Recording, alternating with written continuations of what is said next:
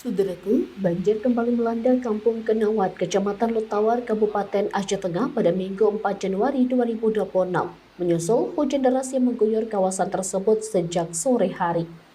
Hujan dengan intensitas tinggi yang mulai turun sekitar pukul 16.30 WIB membuat warga setempat keluar dari rumah untuk mengantisipasi kemungkinan banjir bandang susulan. Mengingat peristiwa serupa pernah terjadi pada akhir November 2025.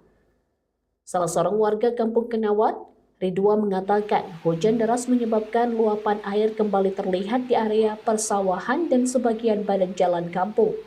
Kondisi tersebut sempat membuat warga khawatir, terutama mereka yang tinggal di dekat aliran sungai. Berdasarkan informasi di Himpun Tribun Gayo, sekitar 70 kepala keluarga atau kakak sempat terjebak akibat luapan sungai yang membelah kampung tersebut. Sementara itu, pada kejadian Minggu sore, warga menyebut kondisi berangsur aman setelah hujan mulai reda sekitar pukul 18 waktu Indonesia Barat. Debit air sungai perlahan surut meski warga tetap berjaga di sekitar lokasi hingga malam hari sebagai langkah antisipasi.